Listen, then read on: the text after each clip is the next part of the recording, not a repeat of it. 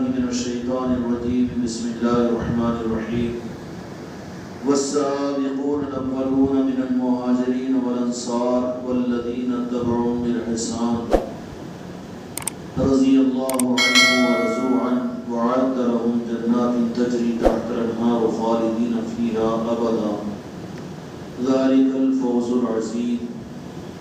وقال تعالى في عصمته النبي الكريم في الكلام المجيد والفرقان الحميد في شان حبيبه إن الله وملائكته يصلون على النبي يا أيها الذين آمنوا صلوا عليه وسلموا تسليما اللهم صل على محمد وعلى آل محمد وبارك وسلم صلاة وسلام عليك يا رسول الله صلاة وسلام عليك يا حبيب الله.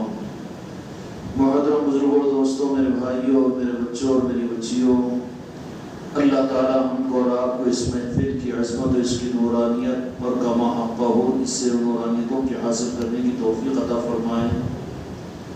اس لیے اس استحضار کے اپنے اندر پیدا کرنے کے لیے دو جہاں کے مالک میرے آقا اور آل علی اور اولاد علی اور آل رسول پر باستحضار کے درود پاک کا نذرانہ پیش کیجیے. اللهم صل على محمد وعلى آل محمد كما صليت على إبراهيم وعلى آل إبراهيم إنك حميد مجيد. اللهم بارك على محمد وعلى آل محمد كما باركت على إبراهيم وعلى آل إبراهيم إنك حميد مجيد. جیسے کہ ہم کو اور آپ کو اس بات کا احساس ہے کہ آج 17ویں رمضان المبارک ہے. اللہ رب العالمین نے قیامت تک کے لیے امت کی ہدایت کے لیے قرآن مجید دیا ہے. اللہ کا شکر و احسان ہے کہ ہم کو اور آپ کو یہ قرآن پاک اللہ تعالیٰ نے عطا کیا اور وہ قرآن پاک ہمارے اور آپ کے ہاتھوں میں موجود ہے. دو جہاں کے مالک میرے آقا حضرت محمد مصطفیٰ صلی اللہ علیہ وسلم نے اس بات کا اعلان بھی فرمایا اور خطرے سے آگاہ بھی فرمایا کہ زمانہ ہوگا، چاند و سورج ہوں گے، زمین و آسمان ہوگا، لیکن ناقدیوں کی انتہا پر حدیث پاک کا مفہوم عرض کر رہا ہوں کہ اللہ تبارک و تعالیٰ اپنے کلام پاک کو آسمانوں پر اٹھا لیں گے اور حروف مٹا دیے جائیں گے. اور وہ وقت ہوگا کہ جس وقت میں توبہ کے دروازے بند ہو چکے ہوں گے، بلکہ قرب قیامت کے موقع پر پھر قیامت کا انتظار لوگوں کو کرنا پڑے گا. باب الفتن جو احادیث کی کتابیں ہیں، سائنسداں کی احادیث کی کتابوں میں یہ روایتیں موجود ہیں کہ قرب قیامت کی علامتوں میں سے علامتوں میں ایک علامت یہ ہوگی کہ قرآن مجید کے حروف مٹا دیے جائیں گے. قرآن پاک کو اللہ تعالیٰ آسمانوں پر اٹھا لے گا. تو فرمایا کہ جب یہ چیز ہو جائے، یا پھر یہ دیکھو کہ سورج مشرق کے بجائے مغرب سے نکل جائے، یا پھر یہ دیکھو کہ ایک جانور ظاہر ہو جائے، اس کی علامتوں کو بیان کیا، تو سمجھ لینا کہ قیامت قریب ہے اور قیامت آنے والی ہے. اور جب یہ علامتیں ظاہر ہو جائے گی تو پھر توبہ بھی کریں گے تو اللہ تبارک و تعالیٰ توبہ کو قبول نہیں کرے گا. اللہ نے اس خطرے والے زمانے سے مجھ کو اور آپ کو بھی دور رکھا ہے. خدا مجھ کو اور آپ کو صحیح توبہ کی توفیق عطا فرمائے، اور اللہ کا صحیح بندہ مجھ کو اور آپ کو اپنے آپ کو بنانے کی توفیق عطا فرمائے. زندگی کی پونجی ہے، زمانہ چلتا رہے گا، دنیا چلتی رہے گی، کائنات چلتی رہے گی، زمین و آسمان کا نظام چلتا رہے گا. سورج اپنے وقت پر نکلے گا، چاند اپنے وقت پر طلوع ہوگا، رمضان آئیں گے اور سال گزر جائیں گے، مہینوں گزر جائیں گے، ہفتے گزر جائیں گے، جمعہ گزر جائے گا، شب جمعہ گزر جائے گا، دن گزر جائے گا، رات گزر جائے گی. لیکن ایک وقت یہ ہوگا کہ جس کو دو جہاں کے مالک میرے آقا نے فرمایا کہ من مات فقد قام قیامہ، کہ جس کا انتقال ہو گیا اس کے لیے تو قیامت قائم ہو گئی. اور ایک قیامت تو وہ قیامت کبریٰ ہے جو جس کا انتظار اور جس کی طلع نبیوں نے دی. لیکن قیامت صغریٰ یہ ہر انسان کے ساتھ میں تمہاری الگ ہے، میری الگ ہے. جس دن مجھ کو اور آپ کو اس دنیا کی زندگی کا آخری دن اور آخری شب آ جائے گی، وہی دن اور وہی آخری شب تمہارے اور میرے لیے قیامت ہو جائے گی. قیامت کا مطلب کیا ہوگا؟ جب مہلت ختم ہو جائے گی، اور جو کچھ کیے ہیں اپنی نظروں سے اس کی جزا اور سزا کو دیکھ لیں گے۔ اللہ تبارک و تعالیٰ مجھ کو اور آپ کو اپنے قیامت کی قدردانی کی، اپنے قیامت کے فکر کی توفیق عطا فرمائے۔ ہمارا رخ تو یہ ہے کہ وہ قیامت کبریٰ کی طرف میں ہماری نظر ہے، اس کی طرف میں ہمارے رجحانات ہیں، لیکن اہل طریقت وہ ہوتے ہیں کہ جو ہر ایک اپنی قیامت کی فکر میں لگا رہتا ہے کہ جسم کے اندر میں سے روح جدا ہو جائے گی، میری قیامت میرے لیے قائم ہو جائے گی۔ فَمَن يَعْمَلْ مِثْقَالَ ذَرَّةٍ خَيْرًا يَرَهُ وَمَن يَعْمَلْ مِثْقَالَ ذَرَّةٍ شَرًّا يَرَهُ إِذَا زُلْزِلَتِ الْأَرْضُ زِلْزَالَهَا وَأَخْرَجَتِ الْأَرْضُ أَثْقَالَهَا وَقَالَ الْإِنسَانُ مَا لَهَا يَوْمَئِذٍ تُحَدِّثُ أَخْبَارَهَا بِأَنَّ رَبَّكَ أَوحَىٰ لَهَا يَوْمَئِذٍ يَصْدُرُ النَّاسُ أَشْتَاتًا لِيُرَوْا أَعْمَالَهُمْ فَمَن يَعْمَلْ مِثْقَالَ ذَرَّةٍ خَيْرًا يَرَهُ وَمَن يَعْمَلْ مِثْقَالَ ذَرَّةٍ شَرًّا يَرَهُ۔ ان صورتوں کو قرآن مجید میں سنتے ہیں اور پھر قیامت کے جب تذکرے ہمارے سامنے آتے ہیں تو ہمارا ذہن تو اس طرف میں چلا جاتا ہے کہ جو قیامت کبریٰ نازل ہوگی اور قیامت کبریٰ کو اللہ تبارک و تعالیٰ ظاہر کریں گے۔ قیامت کبریٰ تو اللہ تبارک و تعالیٰ کا وہ آخری ججمنٹ کا دن ہوگا، مالک یوم الدین۔ اس کے بعد پھر کوئی موقع نہیں ملے گا، فیصلہ خدا پاک سنا دے گا، لیکن اس سے پہلے ہر انسان کی قیامت اس کی موت ہوگی۔ یہ قیامت صغریٰ ہے۔ اللہ تبارک و تعالیٰ مجھ کو آپ کو مراقب موت کی بھی توفیق عطا فرمائے۔ قیامت کا خاصہ کیا ہوگا کہ اس کے بعد پھر موقع نہیں ملے گا، فیصلہ سنا دیا جائے گا۔ میرے دوستوں، میرے بھائیوں اور میرے عزیزوں، اللہ مجھ کو آپ کو بھی فکر کی توفیق عطا فرمائے۔ کہاں دنیا کے اور دنیا کے انسانوں کی فکروں کی چکر میں ہم پڑے ہوئے ہوں، بلکہ ہم تو اپنی قیامت کی فکر کریں۔ من مات فقد قام قیامہ، کہ جو مر گیا، جس کا انتقال ہو گیا، اس کے لیے تو قیامت قائم ہوگی۔ میرے دوستوں، میرے بھائیوں اور میرے عزیزوں، اللہ تبارک و تعالی ہم کو اور آپ کو صحیح فکر کی توفیق عطا فرمائے۔ فکر اگر پیدا ہو جائے تو پھر رمضان بھی ہمارے لیے مبارک ہے، قرآن بھی ہمارے لیے مبارک ہے، ایام بھی ہمارے لیے مبارک ہے، اور ہر دن بھی ہمارے لیے مبارک ہے، ہر رات بھی ہمارے لیے مبارک ہے۔ اگر ہمارے اور آپ کے اندر سے اگر احساسی اگر ختم ہو جائے تو زندگی کے کتنے رمضان ہم نے گزار دیے، اور کتنی راتیں ہم نے گزار دی، کتنے دن ہم نے گزار دیے، کتنے قرآن کو ہم نے سن لیا، کتنی تراویحوں کو ہم نے سن لیا، اور کتنی نمازوں کو، کتنے جمعہ اور کتنے صوم و صلات کو ہم نے گزار لیا۔ لیکن میرے دوستوں، میرے بھائیوں، اللہ تبارک و تعالیٰ مجھ کو اور آپ کو فکر کی دولت عطا فرمائے کہ جس فکر کی بنیاد پر خدا کے پاس میں قدر کی جاتی ہے۔ آج کا دن رمضان المبارک کا مبارک مہینہ چل رہا ہے اور 17ویں تاریخ کا دن ہے، 17 رمضان المبارک ہے۔ بات اتفاقی نہیں ہے، بلکہ اللہ تبارک و تعالیٰ نے سمجھا دیا کہ قرآن و مجید کو ہم نے تمہارے لیے ہدایت کی کتاب بنایا، ذالک الکتاب لا ریب فیہ ھدی للمتقین۔ یہ قرآن مجید کو تو ہم نے ہدایت کی کتاب تمہارے لیے بنا دیا، اور اس قرآن کو اللہ تبارک و تعالیٰ نے یہ بڑی نعمت بنا کر جس رات میں نازل فرمایا، اِنَّا أَنزَلْنَاهُ فِي لَيْلَةِ الْقَدْرِ وَمَا أَدْرَاكَ مَا لَيْلَةُ الْقَدْرِ لَيْلَةُ الْقَدْرِ خَيْرٌ مِّنْ أَلْفِ شَهْرٍ، کہ جس قرآن کو اللہ تعالیٰ نے ليلة القدر میں نازل فرمایا تو اس کی عظمت اتنی بڑی بیان فرما دی کہ اس کتاب کو اللہ نے شب قدر میں نازل فرمایا تو 1000 مہینوں سے زیادہ فضیلت اور عظمت اس ليلة القدر کی۔ یا اللہ، تو نے ليلة القدر کو فضیلت عطا فرمائی قرآن مجید کے نازل کرنے کی وجہ سے۔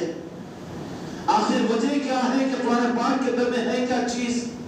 کیا جو قرآن پاک کا تاثر ہمارے پاس میں ہے کہ تراویح میں قرآن کو سن لے، یا کسی کی سکرات کا وقت آ جائے تو قرآن کی تلاوت کر لے، یا کچھ بخار اور دنیا کے مسائل اور پریشانیاں آ جائے تو قرآن کی تلاوت کر کے دم و دبوت کر دے، یا قرآن پاک کو موقع ملا تو تلاوت کر لے، بس اس کے لیے قرآن مجید جس کے نازل ہونے پر اللہ تبارک و تعالیٰ نے یہ انعام عطا فرمایا کہ جس رات میں ہم نے قرآن کو نازل کیا، اس قرآن کی عظمت کو ایمان والوں پہچانو کہ اس رات میں نازل ہونے کی وجہ سے ہزاروں مہینوں کی عبادت سے زیادہ ثواب اس رات کا ہم نے قرار دیا۔ تو قرآن پاک کی عظمت کس وجہ سے کہ جیسے قرآن مجید ہمارے مسجد کے الماریوں میں، تمہارے گھر کے زینت دانوں کے در میں قرآن پاک محفوظ ہے، یا کتب خانوں کے در میں قرآن مجید محفوظ ہے۔ یہ حشر اس قرآن پاک کا یہ ہوتا ہے کہ زیادہ پرانا اور پستہ ہو جاتا ہے تو پھر لے جا کر کسی کنویں میں اور کسی قبرستان میں اس کو جا کر ڈال دیا جاتا ہے۔ اس کے لیے اللہ نے قرآن مجید عطا فرمائی تھی، اس کے لیے عطا نہیں فرمائی، بلکہ رب العالمین قرآن مجید کے اندر اعلان کرواتا ہے لو انزلنا هذا القرآن على جبل لرأيته خاشعا متصدعا من خشية الله۔ ہم نے قرآن پاک کو نازل اور اتنا وزنی، اتنا روحانی بنایا کہ اس قرآن سے تم فیض کو حاصل کرنے والے بنو۔ اور کہیں پر تو فرمایا اِنَّا أَنزَلْنَاهُ قُرْآنًا عَرَبِيًّا لَعَلَّكُمْ تَعْقِلُونَ نَحْنُ نَقُصُّ عَلَيْكَ أَحْسَنَ الْقَصَصِ بِمَا أَوْحَيْنَا إِلَيْكَ هَذَا الْقُرْآنَ وَإِن كُنتَ مِن قَبْلِهِ لَمِنَ الْغَافِلِينَ کہ ہم نے اس قرآن پاک کو عربی کے اندر میں نازل فرمایا، جس کا مفہوم ہے، حافظ صاحب نے جو قرآت پڑھی ہے، اِنَّا أَنزَلْنَاهُ قُرْآنًا عَرَبِيًّا لَعَلَّكُمْ تَعْقِلُونَ، اس لیے کہ تم سمجھ جاؤ اور تم کو سمجھ آ جائے اور اس قرآن پاک کے ذریعے سے تمہیں فیض حاصل ہو جائے۔ سوال یہ پیدا ہوتا ہے میرے بھائیوں، اللہ کرے کہ یہ بات ہم کو آپ کو سمجھ میں آ جائے، یہی تو طریقت کا خاصہ ہے اور یہی تو خانقاہوں کی دین ہے کہ قرآن پاک تو عربی میں ہے، ہم اردو جاننے والے، قرآن پاک تو عربی میں ہے، ہم تیلگو جاننے والے، قرآن پاک تو عربی ہے لیکن انگلش جاننے والے، مادری زبان ہر ایک کی 36,000 زبانیں ہوگی، لیکن رب العالمین نے کہہ رہا اِنَّا أَنزَلْنَاهُ قُرْآنًا عَرَبِيًّا لَعَلَّكُمْ تَعْقِلُونَ، تاکہ تم کو سمجھ حاصل ہو جائے جو کچھ میں کہہ رہا ہوں۔ نَحْنُ نَقُصُّ عَلَيْكَ أَحْسَنَ کہ ہم بہترین قصہ تم کو سناتے ہیں کہ تم اس کے ذریعے سے عبرت کو حاصل کرنے والے بنو۔ سورہ یوسف کی آیت شریفہ کی تلاوت حافظ صاحب نے کی ہے مجلس کی شروعات میں، تو سوال یہ پیدا ہوگا کہ تیلگو والا، انگلش والا، ہندی والا، سنسکرت والا، کنڑی والا اور دنیا کے اور زبانوں والے یہ کہے کہ رب خود اور قرآن مجید کے رب یہ کہہ رہا ہے اِنَّا أَنزَلْنَاهُ قُرْآنًا عَرَبِيًّا لَعَلَّكُمْ تَعْقِلُونَ کہ تم کو سمجھ آ جائے، تم اس سے عبرت حاصل کرنے والے بن جاؤ اور اس قرآن کے ذریعے سے تم کو فائدہ حاصل ہو جائے، اس لیے ہم نے عربی میں نازل کیا۔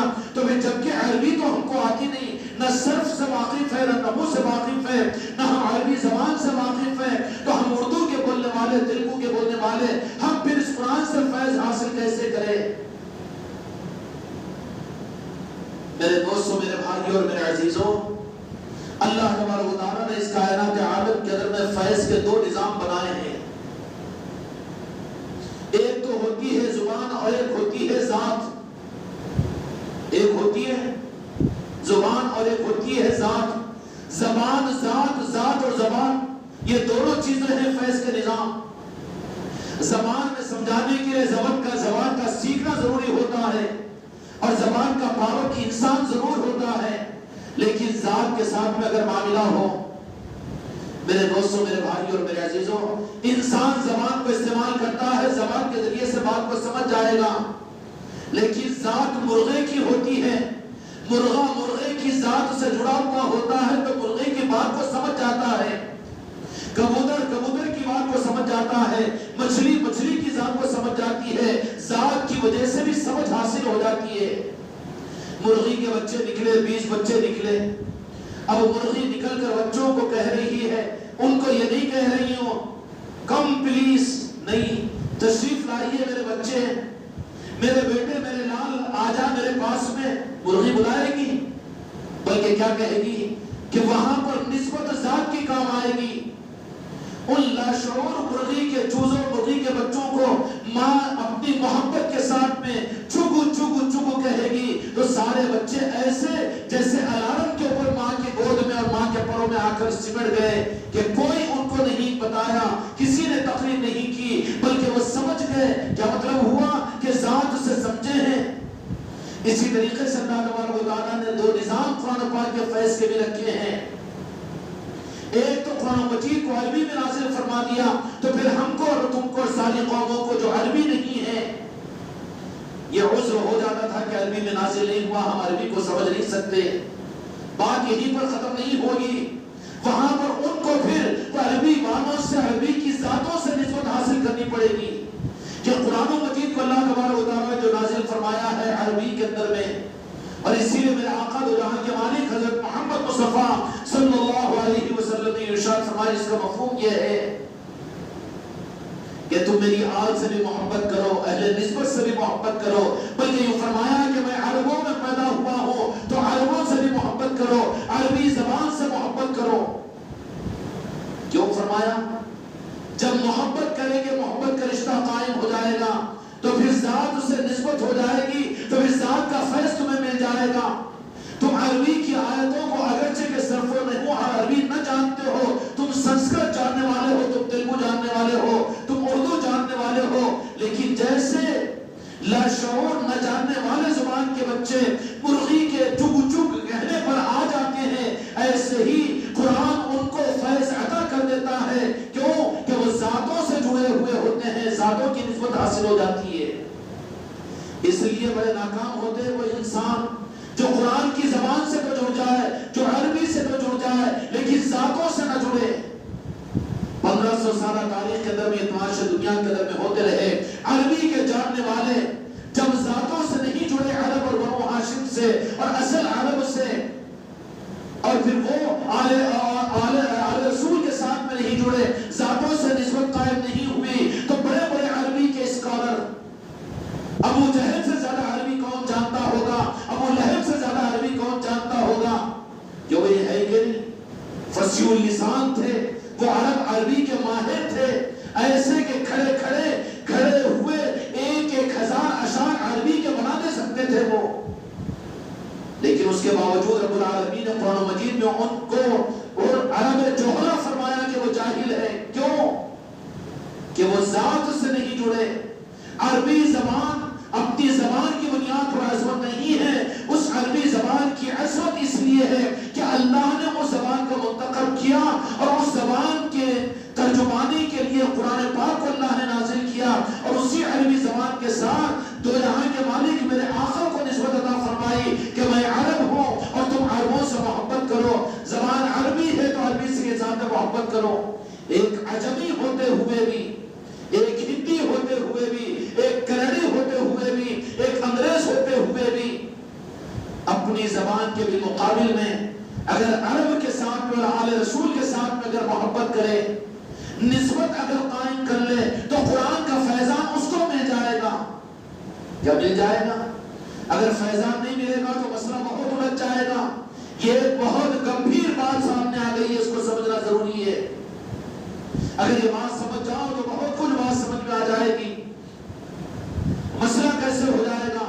ایک تیلگو کا جاننے والا ہمارا اردو کے جاننے والے جو عربی کے قاعدے سے اور عربی کی ترجمانی سے واقف نہیں ہے، ہماری بسم اللہ صحیح نہیں، ہماری سورہ فاتحہ صحیح نہیں، ایک دارالعلوم میں پڑھنے والے بچے کے سامنے میں بسم اللہ کو سنا تو 3 غلطیاں ہماری بسم اللہ میں نکال دے، تو پھر عربی زبان پھر ہم سیکھ نہیں سکے، تو جو سیکھ نہیں سکے، عربی زبان سے واقف نہیں ہو سکے، جو باضابطہ دارالعلوم سے فارغ مولوی اور حافظ نہیں بن سکے، صرف نحو سے واقف نہیں ہے، تو پھر دنیا کی زندگی تو گزر جائے گی، لیکن حدیث پاک کے مطابق میں دنیا میں بھی عربی کے مقابلے پر کسی اور زبان کو قبول نہیں کیا جائے گا، اس لیے کہ عظمت جو عربی کو ملی ہے وہ عربی زبان کی نسبت چونکہ دو جہاں کے مالک کے ساتھ میں ہے، رب العالمین کے ساتھ میں ہے، اور قرآن مجید کو اللہ تعالیٰ نے عربی میں نازل کیا، تو مسئلہ کتنا الجھ جائے گا جی۔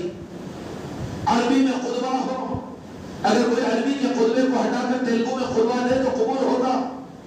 کیا کوئی 15ویں صدی ہجری کے اندر میں نہیں، 18ویں صدی ہجری میں اگر نصیب ہو جائے، دنیا میں دین کا رخ بھی بدل دیا جائے اور وہاں پر یہ کہہ دیا جائے کہ بے سمجھے کہ قرآن پاک پڑھنے سے فائدہ نہیں، اس لیے کیا کیجئے کہ سورہ فاتحہ کو آپ تیلگو کے اندر، چونکہ تیلگو جانتے ہیں تو عربی جو جاننے والے ہیں وہ تو سورہ فاتحہ پڑھے سمجھ جائیں گے، مقصد حاصل نہیں ہوگا، اس کے لیے تیلگو ترجمے کی سورہ فاتحہ اگر پڑھے تو نماز ہوگی؟ ارے وہ تو نماز تو بہت دور کی بات ہے، قرآن کی آیت تو بہت دور کی بات ہے، بلکہ ہونے والی تمہاری اذان، اگر اذان کو کسی اور زبان میں دے تو پھر اسلام قبول نہیں کرے گا۔ قبول کرے گا جی؟ نہیں کرے گا، نہیں کرے گا۔ دنیا میں لیے قرآن کو اللہ نے عربی میں نازل کیا اور رب العالمین نے اس کو عظمت عطا فرما دی، اور اس کی عظمت پر سند یہ کہ میرے آقا دو جہاں کے مالک محبوب رب العالمین رحمت للعالمین شافی المذنبین حضرت محمد مصطفیٰ صلی اللہ علیہ وسلم کو جو زبان مقدس عطا فرمائی وہ عربی زبان عطا فرمائی کہ میں عرب ہوں، عربوں میں رہا ہوں، اور تم بھی عربوں سے محبت کرو۔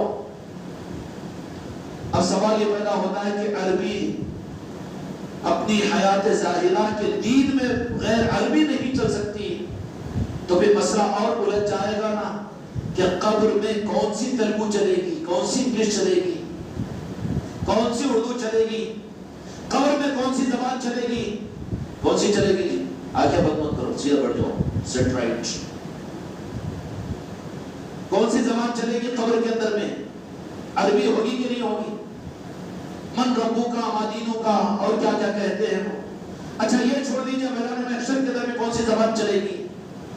حالانکہ اور نبیوں کو اللہ تعالیٰ نے اور زبانوں اور قوموں کے اندر میں بھیجا ہے۔ سریانی زبان میں بھی اللہ کی آیت اللہ تعالیٰ اپنی کتابوں کو نازل کیا ہے، دوسری زبانوں پہ اس کا انکار نہیں ہے، لیکن نزول قرآن کے بعد میں دو جہاں کے مالک کے لیے عربی کو مقرر کرنے کے بعد میں اب سارے انسانوں کے لیے رب کی طرف سے جو زبان مقرر ہوئی وہ عربی ہے، اور ہمارا مسئلہ یہ ہے کہ ہم عربی سے واقف ہیں، تو پھر قبر میں عربی میں سوال ہوگا تو تیلگو والا جواب کیسے دے سکے گا؟ مسئلہ الجھ جائے گا کہ نہیں؟ قیامت کے میدان کے اندر میں عربی میں اللہ تبارک و تعالیٰ اپنے بندوں سے ہم کلام ہوگا، ہم کیسے سمجھ پائیں گے؟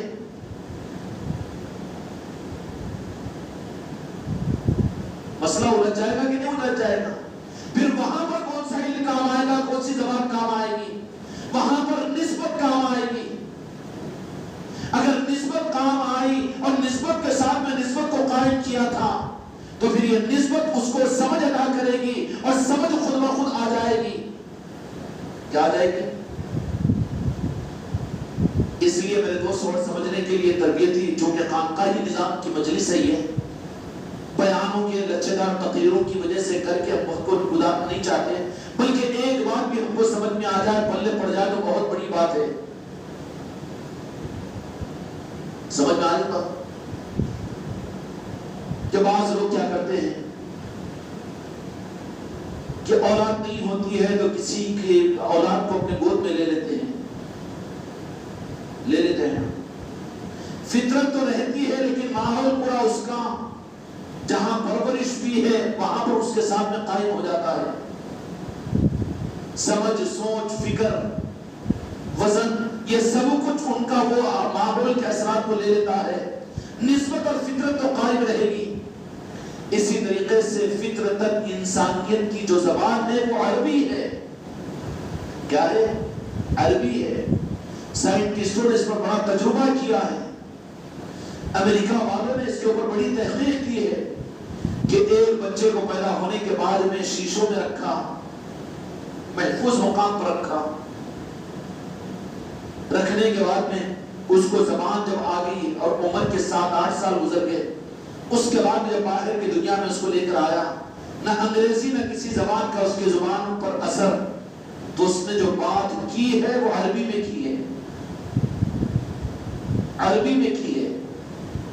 تو گھبرانے کی ضرورت نہیں ہے، قبر کا جواب عربی میں، میدان محشر میں رب کی بات کا سمجھنے کا استعزاز اللہ ضرور عطا کرے گا، لیکن دنیا کے اندر میں تم کو اور مجھ کو عرب اور عربی زبان کے ساتھ، قرآن و مجید کے ساتھ، اور قرآن و مجید جن پر نازل ہوا ہے، اور قرآن و مجید میں اللہ تبارک و تعالیٰ نے جن چیزوں کو اللہ تعالیٰ نے نازل کیا ہے عبرت کے لیے اور سمجھ کے لیے، فہم قرآن کے لیے، اس کا استحضار ضروری ہے۔ آج مسلمان شب قدر کی فضیلت کو جانتا ہے اور یہ بیان کرتا ہے کہ قرآن نازل ہوا اس کے لیے اس کی فضیلت ہے، اِنَّا أَنزَلْنَاهُ فِي لَيْلَةِ الْقَدْرِ، لیکن یہ بات نہیں سمجھائی جاتی اور یہ سمجھنے کے لیے تیار نہیں ہے کہ قرآن و مجید میں اللہ تبارک و تعالیٰ نے کیا کیا نازل کیا۔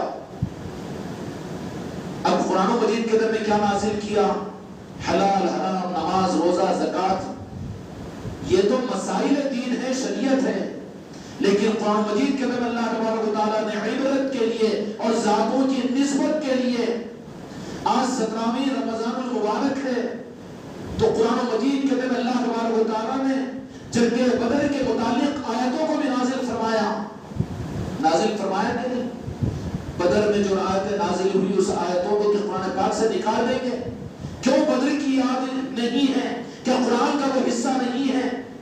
اللہ تبارک و تعالیٰ نے جنگ بدر کو جو 17 رمضان کو کروایا تھا، اس میں اللہ تبارک و تعالیٰ نے محبوب کے ذریعے سے جو پیغام قیامت تک امت کو دیا تھا کہ تم نسبت قائم کرو، تم ذاتوں سے قریب ہو جانے والے بنو، بدرین کی عصمت اور محبت تمہارے اندر میں آیا کرے اور آ جانا چاہیے، اہل بدر سے یہ ناواقف ہو جائے اور یہ کہے کہ ہم ہندوستان کے، ہم عادل آباد کے اور ہم ہندوستان کے رہنے والے، ہم کو اہل بدر ان صحابہ کرام کے ساتھ میں کیا نسبت؟ بالکل نہیں چلے گا، اس لیے کہ ہماری نسبت اس اسلام کے اور شریعت کے ساتھ ہونے کی وجہ سے ہماری اصل نسبت، ہمارا خاندان تو عربوں کا ہے اور آل رسول کا ہے اور پنجتن پاک کا ہے، ان کے ساتھ کی نسبت یہ تو عارضی خاندان ہے جو وراثت میں 100 اور 200 سال کے اندر میں ملا، تم کو تمہارا باپ، تمہارا دادا، تمہارا پردادا جو ملا ہے یہ 100-150 سال کی دین ہے، لیکن تمہاری اصل دین جو فطرتاً اللہ تعالیٰ نے تم کو عطا فرمائی، تو تمہاری میری اصل نسبت تو عربوں کے ساتھ میں ہے۔ اب اس معاملے کے اندر تو قرآن مجید میں اللہ تعالیٰ نے بدر کی آیتیں نازل فرمائی، جنگ بدر کا سارا واقعہ بیان فرمایا۔ کیا ہوگا؟ بدر کو یاد کریں گے، بدرین کو یاد کریں گے تو شہداء بدر کے ساتھ میں نسبت قائم ہوگی نا، شہداء بدر کے ساتھ میں نسبت قائم ہوگی۔ اسی قرآن مجید کے اللہ تبارک و تعالیٰ نے یہی بیان فرمایا، اور اسی کے ساتھ میں 17ویں رمضان المبارک کی آج کی رات وہ رات ہے، دور دور تک بدر کو اخباروں میں دیکھ لیا ہوگا آپ لوگوں نے، لیکن اللہ تعالیٰ ہم سب کے اور پوری امت اور ہماری آنے والی نسلوں کے روح کو صحیح فرمائے دین کے۔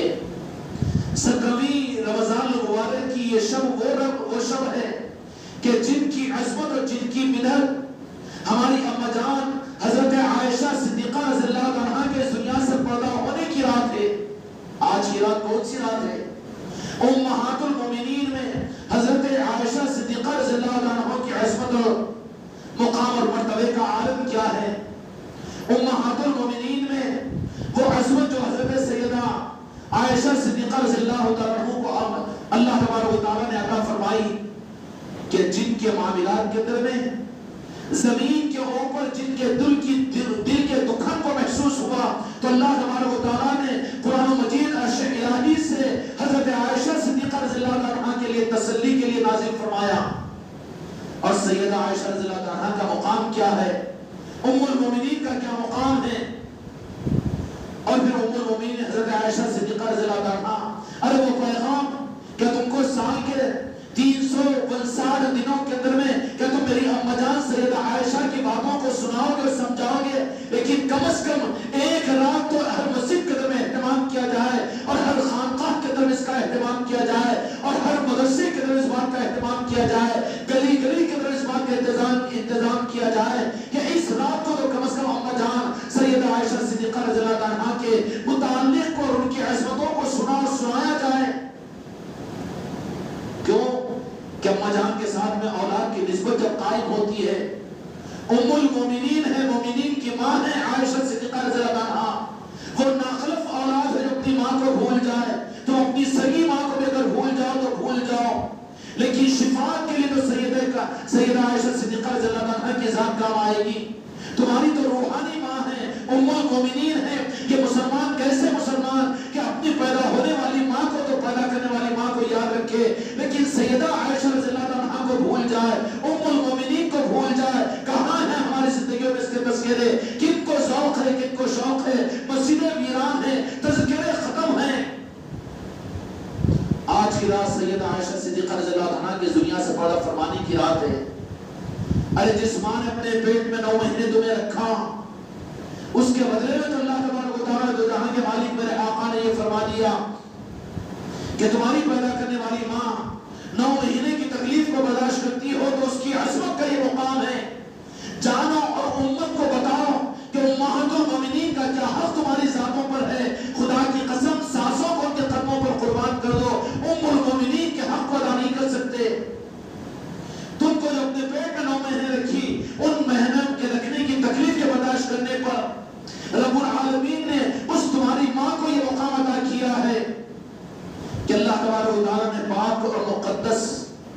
خدا کی نظر میں جنت ہے نا، اس جنت کو تمہاری ماں کے قدموں کے نیچے لا کر رکھ دیا. کس بنیاد پر؟ اس لیے کہ وہ ماں تمہاری ماں ہے جس نے تمہاری ممتا کا حق ادا کیا، محبت کا حق ادا کیا. تو جب ایک ماں تمہارے جسم کو وجود دینے والی اور 9 مہینے کی مصیبت کو برداشت کرنے والی کا حق یہ ہے کہ خدا اپنی جنت کو اس کے قدموں کے نیچے لا کر رکھ دے، تو کیا جانے ہم ام المومنین کے مقام کو کہ ان کی محبتوں کو چھوڑ کر، ان کی نسبتوں کو چھوڑ کر، ان کو بھلا کر تم جنت میں جا سکو گے؟ ماں کو بھلا کر جنت میں نہیں جا سکتے، تو ام المومنین کو بھول کر اور ان سے اپنی نظروں کو کٹا کر، اپنی زندگیوں کو ہٹا کر کوئی جنت میں جا سکو گے؟ کیا مقام ہے ام المومنین سیدہ عائشہ صدیقہ رضی اللہ عنہا کا؟ امت کو ہوش نہیں ہے، دین کا صحیح رخ امت میں موجود نہیں ہے. خانقاہ محمدی کا پیغام اصل میں پوری امت کو ایک پیغام ہے پوری دنیا کے لیے کہ اپنے دین کے رخ کو صحیح کرو. کیا ہونا چاہیے؟ تمہارے پاس بھی یوم آزادی کا اہتمام تو ہوتا ہے، ختم بخاری کا اہتمام تو ہوتا ہے، جشن مسجد تو ہوتا ہے، اور تمہاری مجلسیں تو ہوتی ہے، اور تمہارے جنت کی سوغات تو ہوتی ہے، جمعہ کا اہتمام تو ہوتا ہے، لیکن جو اصل فیلڈ تھا جس سے ذاتوں سے نسبت قائم ہوتی تھی. اب اس خانقاہ محمدی میں اتنے لوگ بیٹھے ہوئے ہیں اور اماں جان سیدہ عائشہ صدیقہ رضی اللہ عنہا کی نسبت پر یہ محفل ہے، تو ان کے نام لیوا، ان کے قدموں کی خیرات کے حاصل کرنے والے اولیاء کے نسبتوں کی محفلوں کے بارے میں یہ بات ملتی ہے کہ وہ اولیاء ان مجلسوں کو اپنی بارگاہوں میں قبول کر کے ان کو نوازتے ہیں اپنی یاد کرنے والوں کو. تو اماں جان سیدہ عائشہ صدیقہ رضی اللہ عنہا کی نسبت پر یہ محفل ہو اور اس کے سجانے والے سجائے اپنے گھروں میں اور اپنی مسجدوں میں، اپنی خانقاہوں کے اندر میں، تو میری اماں جان کی بارگاہ میں اس کی طلع نہیں پہنچے گی؟ فضائل ذکر کی احادیث میں، بخاری اور مسلم کی احادیث میں تفسیر علماء سے پوچھ لیجئے کہ کہیں پر دین کی نسبت کی محفلیں ہوتی ہے تو رب فرشتوں کو بھیجتا ہے، تصدیق کرواتا ہے، وہ فرشتے کہتے ہیں کہ اس مجلس سے اٹھ کر آئے ہو. تو پھر اماں جان سیدہ عائشہ صدیقہ رضی اللہ عنہا کی نسبت کی محفل ہو تو رب العالمین اس محفل کے سجانے والے، اس محفل کا اہتمام کرنے والوں کو کیا اماں جان سیدہ عائشہ صدیقہ رضی اللہ عنہا کی خوشنودی اور آپ کی چوکھٹ پر ان کی کارگزاری کو نہیں سنائے گا کہ 15ویں صدی کے اندر میں فتنوں کے ماحول میں، جماعت اور مسلکوں کی گھما گھومی کے ماحول میں، عادل آباد کے خانقاہ محمدی کے اس اندھیرے میں 17ویں رمضان کو اے عائشہ صدیقہ تمہارے نسبت کی محفل کو سجا کر تمہارے چاہنے والے، تمہاری یہ اولاد، امہات المومنین کی اولاد جب ان کی محبت میں بیٹھی ہو تو ماں تو وہ چیز ہوتی ہے جو بیٹے کی نافرمانی کو بھی ایک حسین نمادہ پہنانے کی کوشش کرتی ہے. ماں تو وہ ہے. دنیا کی نظر میں بیٹا برا، لیکن ماں سے پوچھو تو کہے گا کہ نہیں میرا بیٹا تو سندر ہے. جب اس ماں کا یہ مقام ہو تو اماں جان سیدہ عائشہ صدیقہ رضی اللہ عنہا جو امہات المومنین ہیں ان کا کیا مقام ہوگا؟ اور جب ان کی نسبت اپنی زندگی میں، اپنے گھروں میں اور اپنی مسجد اور اپنی خانقاہوں کے اندر میں ان کے نام کی مجلسوں کو منعقد کریں گے تو وہ اماں جان امہات المومنین سیدہ عائشہ صدیقہ رضی اللہ عنہا اپنی ان اولادوں پر، مجھ پر اور آپ پر نظر کرم نہیں فرمائے گی؟ فرمائے گی کہ نہیں فرمائے گی؟ اب ان کی صفات ہمارے حق میں قبول ہوگی کہ نہیں ہوگی؟ اس لیے خوش قسمتی ہے ہماری اور آپ کی خانقاہ محمدی کی اس چوکھٹ کے ذریعے سے یہ دولت مجھ پر آپ کو مل رہی ہے. خدا تعالی قیامت اس نظاموں کو پوری دنیا میں عام فرمائے. اب اس مجلس کو ہم سجائے ہوئے ہیں، یاد کر رہے ہیں ہم اپنی اماں کو، لوگوں کو کھٹکے کانوں کو پھرا لے، آنکھوں کو پھرا کر مجلسوں سے اٹھ کر بھاگ جائے ان کی بدنصیبی کی دلیل ہے. تمہیں اپنی سکی ماں کو یاد کرنے کے تمہارے پاس وقت نہیں، تم کو تمہارے آرام کی فکر ہے، تم کو حریص کھانے کی فکر ہے اور تم کو اپنی تکلیف کی فکر ہے، لیکن تم کو اپنی ماں کی یاد نہیں ستا رہی. یہ کون سا ذوق ہے دین کا، اور یہ کون سا فیض کا نظام ہے، اور یہ کون سا مزاج دین ہے؟ یہ تو بے رخی کی بات ہے. تم نے اپنی ماں کو سمجھا ہے. ماں تمہارے گھر میں موجود ہو، تمہارے جسم کو وجود میں لانے والی ماں، اور وہ تم کو یہ چاہے کہ میرا بیٹا ایک گھنٹہ میرے گھر میں رہے اور اس وقت میں آپ منہ موڑ کر اپنے دوستوں کے ساتھ میں نکل جاؤ تو ناگواری ہوگی اس ماں کو. تو میرا امت کا یہ نظام کیوں نظام نہیں ہے؟ امت معصوم ہے اس معاملے میں. 85% امت معصوم ہے، امت تیار ہے. تم نے دین ان کو سمجھایا تو جلد سے یوم آزادی کو انہوں نے منایا، اور تم نے ان کو سمجھایا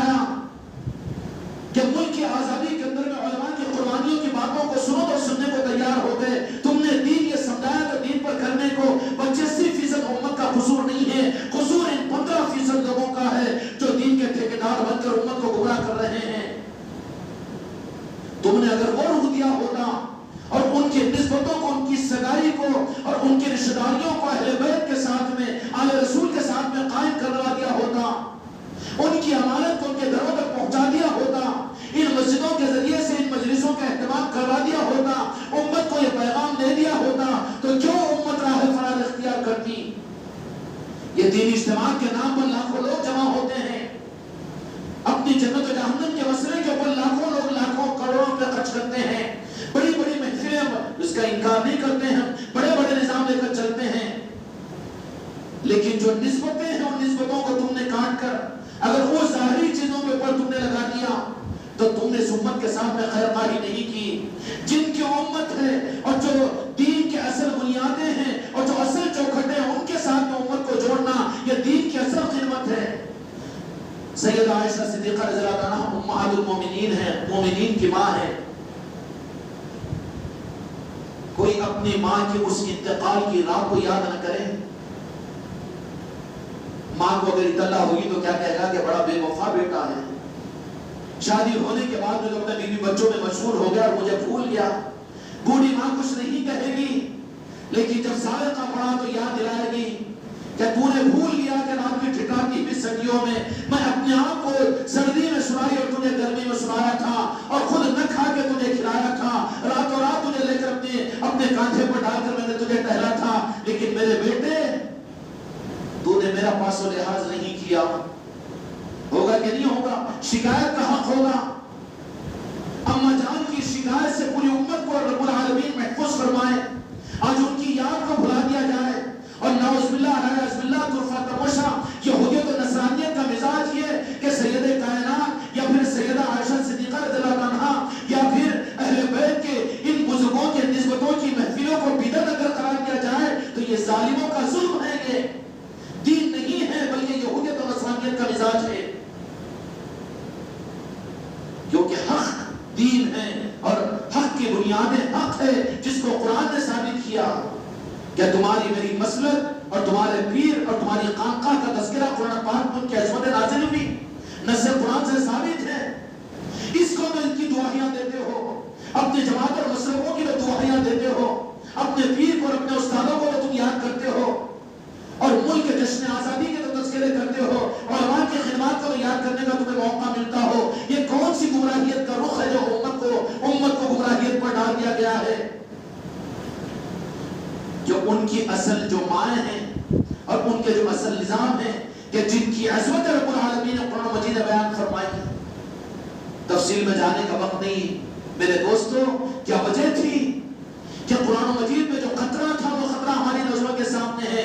امت قرآن کو لے گی، لیکن قرآن میں جن چیزوں کو اور جن نسبتوں کو اللہ نے عظمت عطا فرمائی تھی ان کو یہ بھلا دے گی۔ اس لیے اس سے قرآن مجید کے نبی رب العالمین نے جب قرآن مجید کھولیں گے تو سورہ برات میں سیدہ عائشہ صدیقہ رضی اللہ عنہا کا تذکرہ ملے گا۔ روئے زمین پر کوئی چیز ہو رہی ہے اور عرش الہی سے جن کی برات نازل ہو رہی ہے، میری اماں جان کا یہ تو یہ مقام ہے کہ دل کی تھوڑی سی چبن پر عرش تھرا جاتا ہے، قرآن پاک نازل ہوتا ہے۔ بدرین میدان بدر کے اندر میں شہید ہو رہے ہیں، لیکن شہداء کی عظمتوں کے معاملات میں قرآن مجید اللہ تعالیٰ آیات نازل کر رہا ہے۔ نازل کیوں کر رہا ہے؟ کہ امت بھول نہ جائے، امت یاد کرے، کم از کم قرآن کے ذریعے سے تو یاد کرو۔ ان لوگوں کو جن چیزوں کو یاد کرانے کے لیے خدا نے قرآن نازل کیا، بدرین کو یاد کرنا، اماں جان عائشہ رضی اللہ عنہا کو یاد نہ کرنا، صحابہ کو یاد نہ کرنا، قرآن کو بھلانا ثابت نہیں ہوگا، قرآن کو بھلانا ثابت نہیں ہوگا۔ جو قرآن میں ہے اس کو بھلا دینا ہی تو قرآن کو بھلا دینا ہے، اور جو قرآن کو بھلا دے تو جہاں کے مالک نے فرمایا کہ وہ گمراہیت کے اوپر چلے جاتے ہیں، ان کی ہدایت کا کوئی سوال نہیں۔ اللہ تعالیٰ ہم کو رات کو قرآن میں جو کچھ بھی ہے اس کو یاد کرنے اور امت کو یاد کرانے کی توفیق عطا فرمائے۔ اس لیے اس رات کا اہتمام بھی ہونا چاہیے۔ الحمدللہ ثم الحمدللہ، آج 7-8 خانقاہ محمدی کے اندر میں آج کی رات میں سیدہ عائشہ صدیقہ اماں جان کی وصال مبارک کے تذکروں کے لیے محفلیں منعقد ہے رات کے اندھیروں میں، اور یہ کارگزاری جب اماں جان کی بارگاہ میں پہنچے گی تو اماں جان ہیں۔ کون ہے اماں جان؟ جنہوں نے اس امت کو دو جہاں کے مالک کے پیدا ہونے کے بعد میں سنبھالا، احسان معروف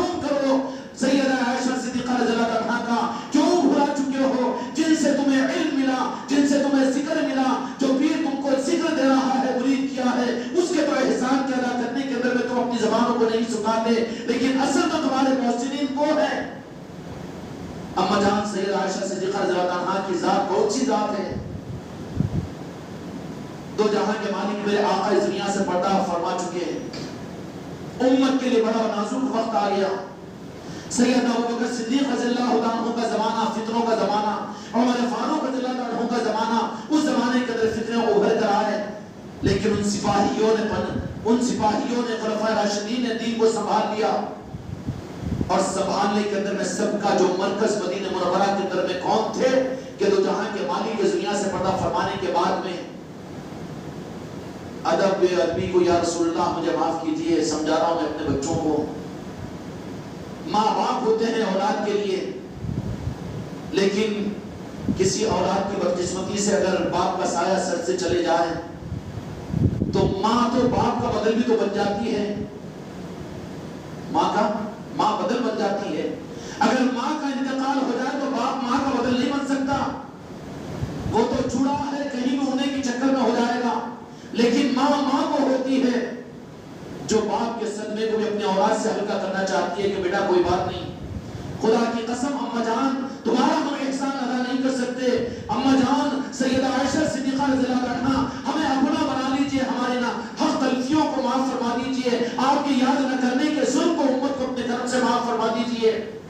کیسے سنبھالا میرے آقا کی دنیا سے پردہ فرمانے کے بعد میں مدینے کے اندر میں لوگوں کی نظروں کا مرکز, جہاں پر پنجتن پاک تھے اور جہاں امام حسن و حسین اور حضرت سیدہ فاطمہ الزہرا سیدہ کائنات فاطمہ الزہرا سلام اللہ علیہ کو تو ظاہری زندگی تو جہاں کے مالک کے پردہ ہونے کے بعد سے 6 مہینے کی ملی نا. پھر مدینے والوں کا ساری امت کے لیے, امت کو سنبھالنے کے لیے جو ذات اور جو شفقت کا مینارہ اور شفقت کا مرکز بن کر امت کو سنبھالی اور دین کو سنبھالی ہے وہ میری اماں جان سیدہ عائشہ صدیقہ رضی اللہ عنہا کی ذات ہے. امت بھول گئی ان کو, صرف ایک صحابیہ نہیں, امہات المومنین نہیں, بلکہ دین کو سنبھالنے والی ہے میری اماں جان. اور کس طرح سے سنبھالا, ایک طرف میں تو غم کے پہاڑ ٹوٹے. اماں جان سیدہ عائشہ صدیقہ رضی اللہ عنہا کا عالم کیا تھا, اس لیے کہ دو جہاں کے مالک میرے آقا محمد رسول اللہ صلی اللہ علیہ وسلم بھی اپنی ذاتی طور پر سیدہ عائشہ صدیقہ رضی اللہ عنہا سے بہت زیادہ, اپنی تمام ازواج مطہرات میں سب سے زیادہ چہیتی زوج محترمہ تھی, کیونکہ سفر و حضر میں آپ رہا کرتی تھی اور پورا خیال آپ کا رکھا کرتی تھی. سیدنا ابوبکر صدیق رضی اللہ عنہ کی شہزادی تھی اور دو جہاں کے مالک کے حوالے کر دیا تھا حضرت ابوبکر رضی اللہ عنہ نے. اس کے بعد میں سیدہ عائشہ صدیقہ رضی اللہ عنہ اپنے آپ کو گویا کہ دو جہاں کے مالک کی خدمت کے لیے اس طرح سے اپنے آپ کو حوالے کیے ہوئے تھی کہ خود اپنا معاملہ نہیں بلکہ ہمیشہ مطمئن نظر یہ ہوتا کہ دو جہاں کے مالک کو کسی طرح سے سکون اور راحت مل جائے. امتیوں کے لیے سیدہ عائشہ صدیقہ رضی اللہ عنہ کا یہی احسان کیا کم ہے کہ تم جن کا کرنا پڑتے ہو انہوں نے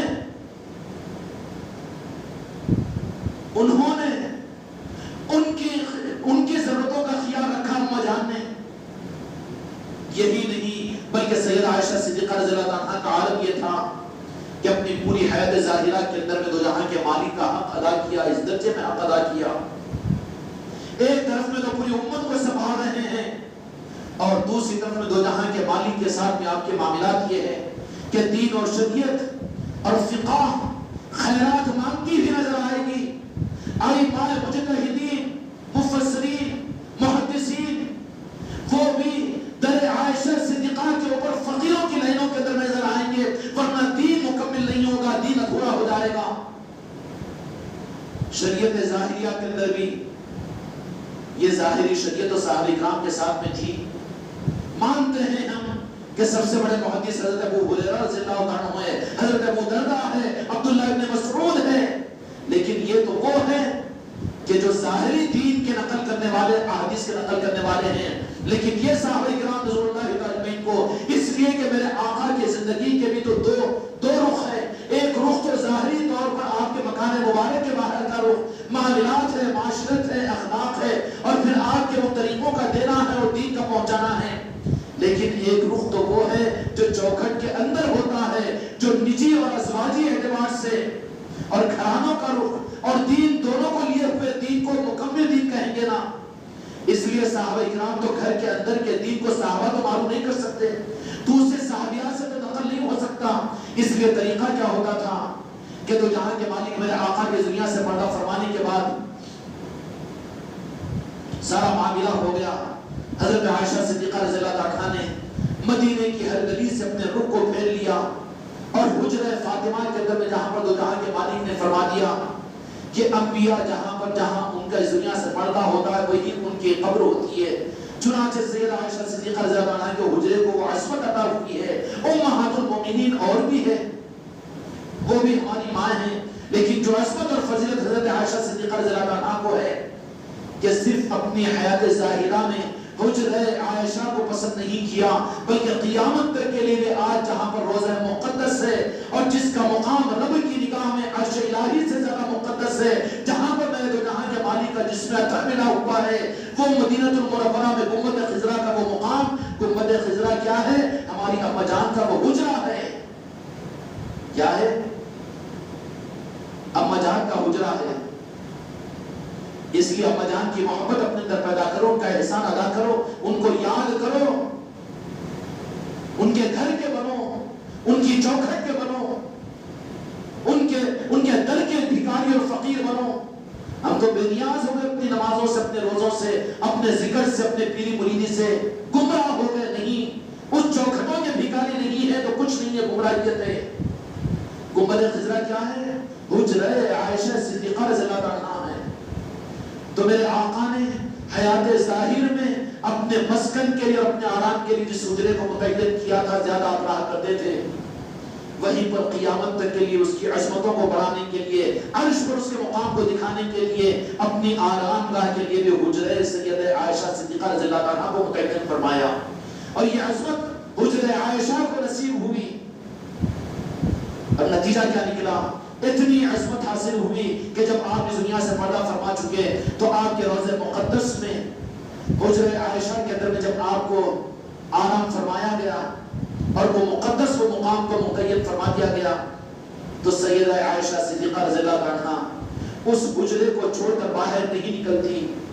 دیکھنے والے دیکھنے کے لیے ترستے رہتے, بعض اوقات کئی دن گزر جاتے, لیکن دو جہاں کے مالک کے فراق میں روضہ مقدس, قبر مطہرہ کو دیکھتے ہوئے وہیں پر گھنٹوں بیٹھ جایا کرتی تھی. اپنے حجرے کے باہر نکلنے کو تیار نہیں ہوتی. اور اتنی محبت اور اتنا اللہ دین کا صحیح رخ عطا فرمائے. دین کے رخوں کے اندر میں بڑی دراریں پڑی ہوئی ہیں.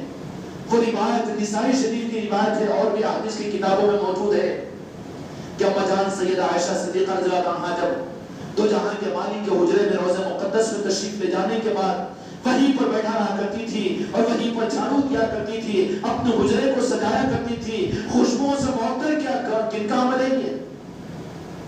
کن کا عمل ہے جی؟ اما جان کا عمل ہے, یہ پیر و فقیروں کا عمل نہیں ہے. وہ تو نقل کرنے والے, اس کے لیے ان کو عصمتیں ملی ہے.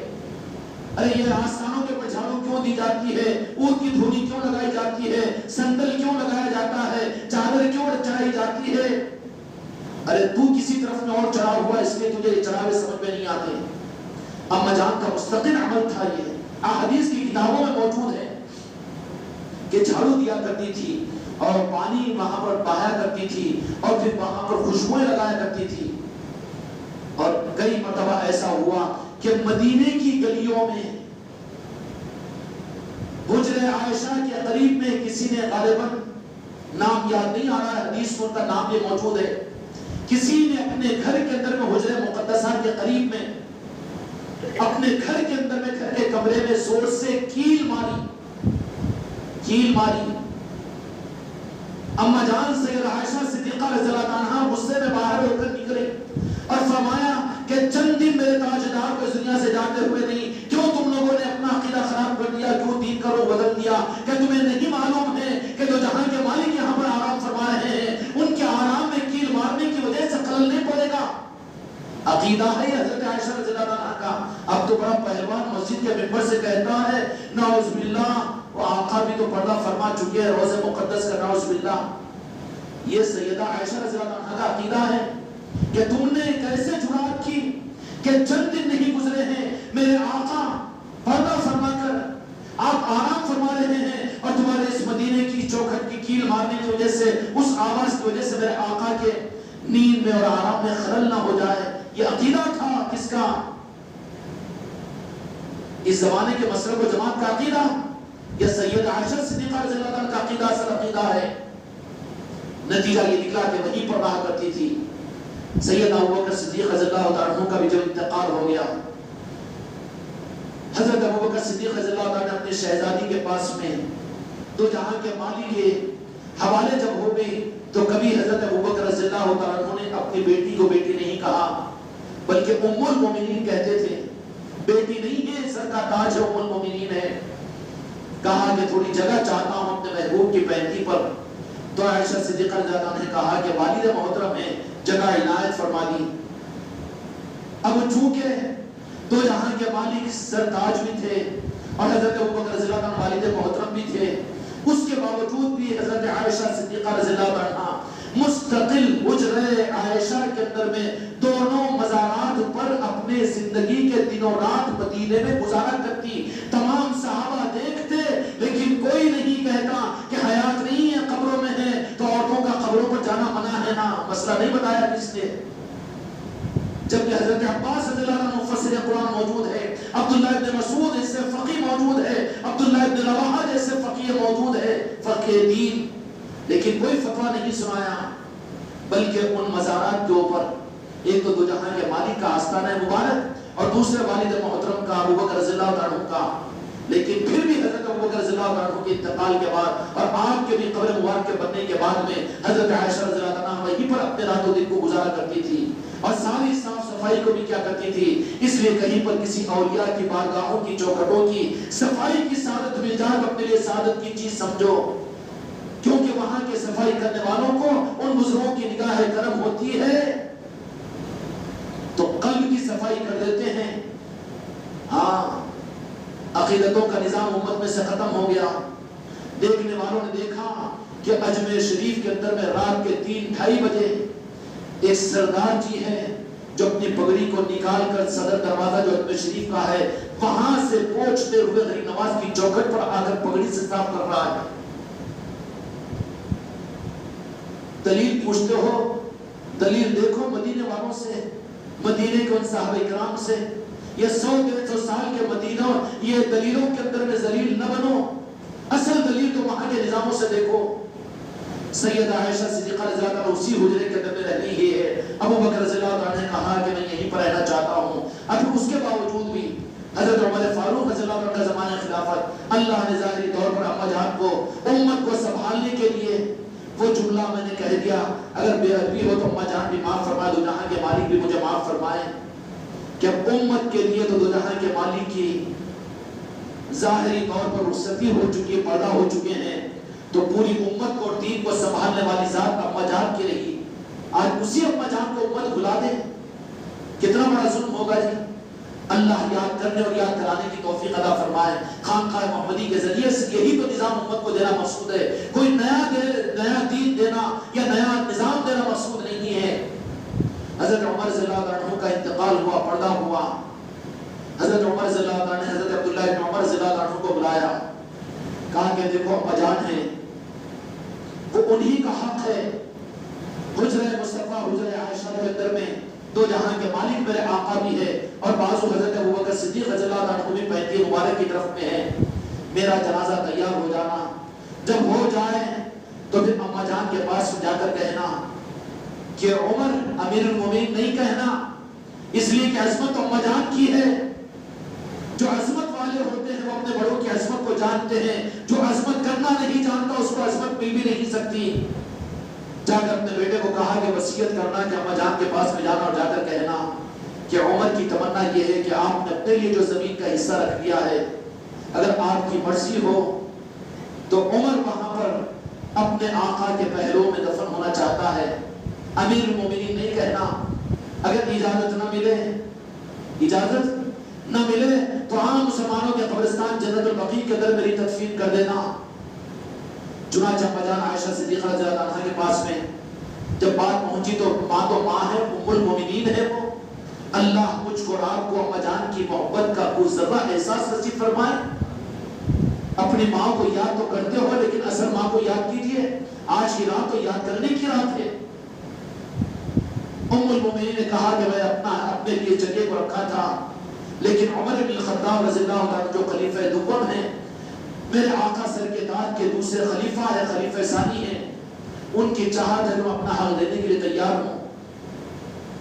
چاہت دینے کے لیے تیار ہوں. مجھے مبارک سے باہر نکل گئی.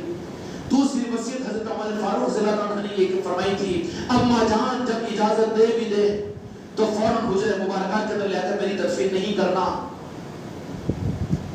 جو صحابہ کا عقیدہ اس کر رہا ہوں, مدینے کا عقیدہ, یہ 100-200 سال مسلک و جماعتوں کا عقیدہ نہیں, بلکہ سارے ستار کی مقدس حدیث کی کتابوں سے اس کے ثبوت موجود ہے.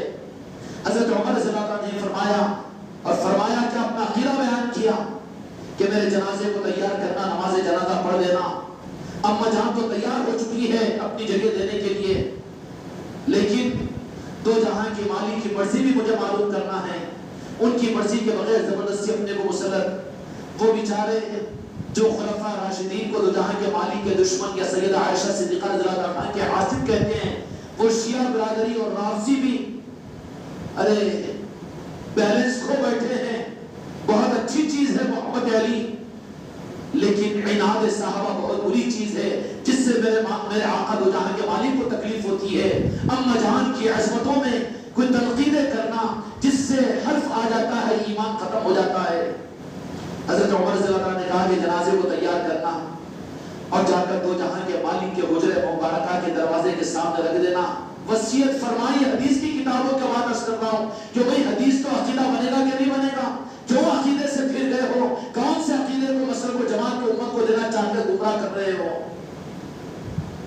جنازہ جب تیار ہو جائے تو حجرہ مقدس کے دروازے کے سامنے جا کر کہہ دینا اور آواز لگانا, عبداللہ ابن عمر, کہنا دو جہاں کے مالک یا رسول اللہ صلی اللہ علیہ وسلم, آپ کا عمر, آپ کا غلام آپ کی در اور آپ کی چوکھٹ پر حاضر ہے اور چاہتا ہے کہ آپ کے پہلوؤں کے درمیان 2 گز کی زمین مل جائے. اگر اجازت ہو تو پھر اجازت دیجیے, ورنہ عمر بھی جا کر جنت البقیع میں اپنے کو دفن کرنے کے لیے تیار ہے. یا رسول اللہ کہو, الصلوۃ والسلام کہو تو عقیدوں کی پیچیدگیوں میں مولویوں کے سمجھائے چکروں میں پڑ جاتا ہے کہ وہاں جا کر کہو, یہاں سے کیسے وہ سنیں گے. حضرت عمر رضی اللہ عنہ کا عقیدہ کہ جا کر کہنا, اور کہنا کس بات کو کہنا کہ عمر کا جنازہ ہے, اگر آپ اجازت دے تو حجرے کے اندر میں 2 گز زمین چاہتا ہے. میں اپنے الفاظ میں عرض کر رہا ہوں, باقی احادیث کے اندر ساری دلائل موجود ہے. تو مورخین نے لکھا ہے کہ حضرت عبداللہ ابن عمر رضی اللہ عنہ کے 3 مرتبہ یہ کہنے پر خود بخود روضہ مقدسہ کا دروازہ کھل گیا. سنتے نہیں, نعوذ باللہ کہتے ہیں نا کہ بدنصیب, ہاں سیلوں میں سنا کر لاکھوں کلومیٹر دور پر سنانے کی طاقت کو مانتا ہے, اور میرے آقا کے معاملات میں تدوین نظام اور طریقت کے نظاموں کے اندر میں کہتا ہے کہ نہیں سن سکتے. خدا جس کے لیے جو آسان کرے ناممکن نہیں ہے نا. دربار حجرہ مبارکہ کا دروازہ کھلا تو یہ اجازت تھی جو میرے آقا نے اجازت دی, اسی لیے تو حضرت عمر فاروق رضی اللہ عنہ کو اندر موقع ملا کہ نہیں ملا. اب اس معاملے میں یہاں پر رک جائیے تھوڑا کہ جن لوگوں کے غلط عقیدے یہ ہے کہ حضرت عمر رضی اللہ عنہ, حضرت ابوبکر رضی اللہ عنہ, نعوذ باللہ یہ تو جہاں کے مالک کے ساتھ میں دشمنی کرنے والے تھے, حضرت عائشہ رضی اللہ عنہ کے ساتھ میں یہ لوگ جو گستاخیاں کرتے ہیں, تو پھر دو جہاں کے مالک نعوذ باللہ اپنے قریب میں بھی قیامت تک ان دونوں صحابہ کو کیوں رکھا؟ اگر بارگاہ مصطفیٰ کے اندر مقبول نہیں ہوتے تو آپ دونوں صحابہ کرام کا حجرہ مقدسہ کے اندر موجود رہنا اس بات کی دلیل ہے کہ دو جہاں کے مالک کے وہ چہیتے ہیں کہ زندگی میں تو زندگی میں بلکہ بات پردہ فرمانے کے بعد بھی میرے آقا نے اپنے پیروں میں اپنے چاہنے والوں کو, اپنے چہیتوں کو رکھا ہے. اب امت کے لیے کوئی گنجائش نہیں ہے کہ سیدنا ابوبکر صدیق رضی اللہ عنہ کے بارے میں زبان یا عقیدے کو خراب کرے, یا عمر فاروق رضی اللہ عنہ کے بارے میں اپنے عقیدے کو خراب کرے. جو خراب کرے گا وہ خراب انسان ہوگا. حضرت عائشہ صدیقہ رضی اللہ عنہ اس کے بعد میں اپنے مقام قیام کو بدلا. اور وہیں پر پڑوس کے اندر حجرے میں آپ کا قیام ہوا مسجد نبوی کے بازو کے کمرے میں.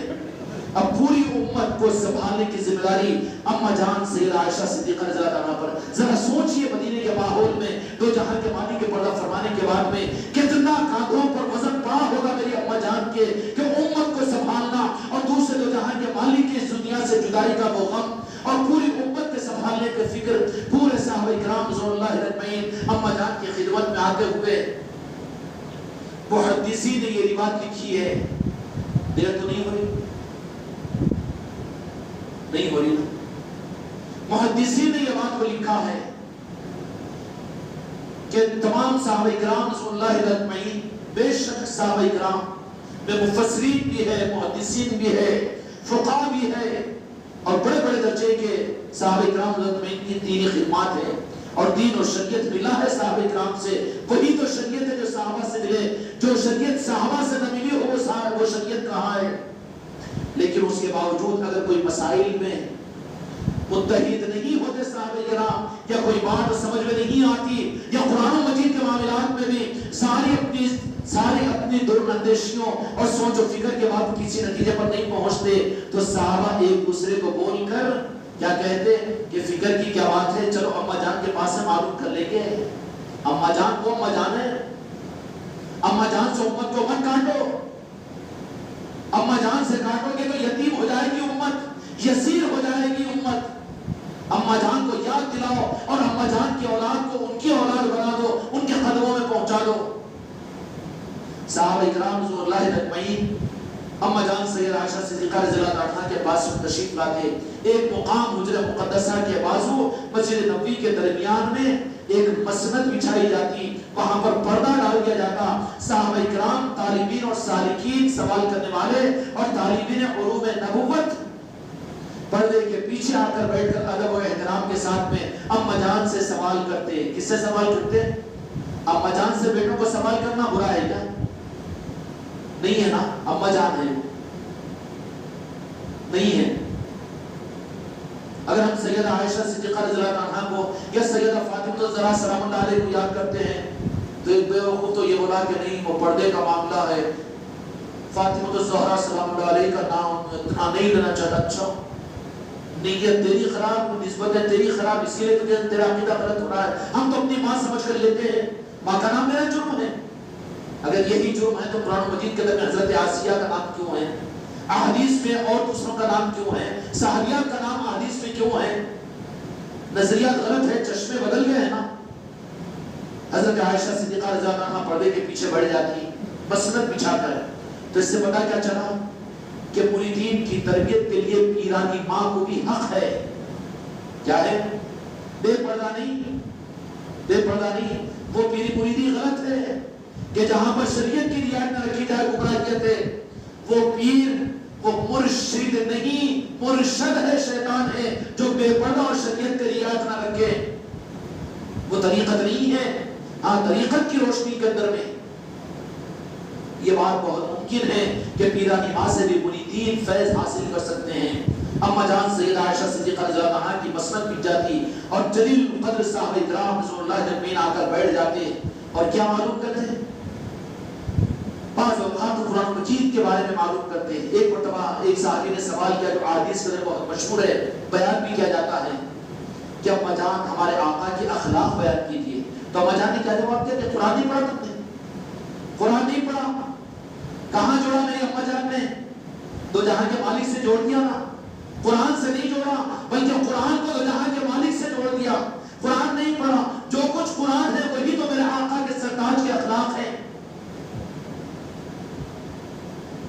اور آیتوں کے بارے میں شان نزول کے بارے میں بلکہ دین کے اندر میں جتنا گھریلو دین کا حصہ ہے یہ سب کچھ کا سب کچھ امہات المومنین کی عطایا ہے امت کے لیے ورنہ دین مکمل نہیں ہوتا. سیدہ عائشہ صدیقہ رضی اللہ عنہا ان صحابہ کرام کو تلقین فرماتے اور صحابہ کرام سنتے اور پھر اس کی تبلیغ فرماتے اور صحابہ کو نقل کرتے اور پھر یہ باتیں دین اور شریعت کا جز بن گئی. اس طریقے سے سیدہ عائشہ صدیقہ رضی اللہ عنہا نے امت کو سنبھالنے کے لیے ایسے حالات مدینے کے اندر بھی آئے کہ خلفائے راشدین کی زندگیاں ابو بکر رضی اللہ عنہ کا زمانہ خلافت گزرا، حضرت عمر فاروق رضی اللہ تعالیٰ عنہ کا زمانہ خلافت گزرا، اس کے بعد میں تیسرے خلیفہ راشدہ عثمان غنی رضی اللہ عنہ آپ کی شہادت ہوئی۔ اللہ نے اپا جان کو عمر قصیر بھی اس لیے کہ امت کو سنبھالنا تھا نا جی، اپا جان کو امت کو سنبھالنا تھا، اس کے لیے 68 سال کی تقریباً عمر شریف نصیب ہوئی اپا جان کو۔ کتنی سال کی؟ 68 سال کی اپا جان کو عمر شریف نصیب ہوئی ہے۔ حضرت عثمان غنی رضی اللہ عنہ کی شہادت، یہ سارے ادوار خلفاء راشدین کے دین کے حالات کے اپا جان دیکھئے۔ اس کے بعد حضرت مولا علی مشکل کشا علیہ السلام کا زمانہ خلافت آیا، اور اس وقت کے حالات اور جو کچھ بھی حالات پیدا ہوئے مدینے میں اطراف کے اندر میں، اسلام کے حدود بہت آگے بڑھ چکے تھے، ملک شام، لبنان اور اس طریقے سے بہت دور دور تک اسلام کے حدود۔ جب حلقہ زیادہ بڑھ جاتا ہے تو فتنے بھی بڑھ جاتے ہیں، لیکن حالات ناگزیر ہوئے تو پھر اما جان دین کی حفاظت کے لیے، کیونکہ حق تھا ان کا، امت کو سنبھالنا بھی تھا، دین کا سنبھالنا بھی تھا۔ ہم یہاں پر یہ نہیں کہہ سکتے کہ نعوذ باللہ اما جان کا یہ قدم ہم کو کہاں حق ہے اولاد کو، وہ تو بد اخلاق اولاد ہو جائے گی، جو ماں پر اعتراض کرے تو ہمارا حق ہے کہ اما جان کے اوپر اعتراض کرے۔ جنگ جمل اور جنگ صفین اس کو عنوان بنا کر بعض لوگ، بعض اہل علم بھی اما جان عائشہ صدیقہ رضی اللہ عنہا کے اوپر لعن و طعن کرتے ہیں، نعوذ باللہ۔ یہ بہت بری بات ہے، وہ ان کا اجتہاد ہے، وہ ذمہ داری تھی کہ سیدہ عائشہ صدیقہ رضی اللہ عنہا مدینہ منورہ کو چھوڑ کر آپ نے سفر کیا، کیونکہ ذمہ داری بڑی تھی، میرے آقا کے دین کے سنبھالنے کی تھی، وقت کے دین کا تقاضا تھا کہ اما جان نے اس وقت میں، یہ ہو سکتا ہے کہ اجتہاد کے اندر میں کچھ سمجھنے میں آگے پیچھے ہوا ہو، اس کی ذمہ دار اللہ تو اس کے اوپر بھی نوازے گا، اس میں کہنے کی ہم کو کوئی گنجائش نہیں ہے۔ اہل علم حضرات کی باتوں کو ساری سمجھیں گے، میرے اشاروں کو۔ جنگ جمل جنگ صفین ہوئی، لیکن جب وہ جہاں کے مالک نے اشارہ فرما دیا تھا ایک مرتبہ سیدہ عائشہ صدیقہ رضی اللہ عنہا کو کہ عائشہ کہ ایک وقت کو آئے گا کہ تم، جس کا مفہوم عرض کر رہا ہوں، کہ میدان میں نکلے ہوئے ہوں گے اور دو مسلمانوں کے آپس کے گروہ کے اندر میں اختلاف کی وجہ سے جنگ ہو رہی ہوگی، اس وقت میں ایک جگہ سے کتوں کے بھونکنے کی آواز آئے گی تو سمجھ لینا کہ اس وقت میں تمہارا قدم صحیح نہیں ہے۔ جنگ جمل و صفین کے اندر میں اما جان سیدہ عائشہ صدیقہ رضی اللہ عنہا جو مولا علی مشکل کشا علیہ السلام، امیر معاویہ نے بہت ذہن بنا کر ذہن سازی کر کے مدینے سے ان کو نکالا اور سب کچھ کیا، وہ بڑی تفصیل ہے اور بڑی وہ تفصیل تو ایسی ہے کہ اللہ تعالیٰ امت کو اس کی خیرات عطا فرمائے، اس کی برکات عطا فرمائے۔ وہ عنوان وہ نہیں ہے جو امت کے اندر میں موضوع بنا کر امت کو الجھا دیا جائے۔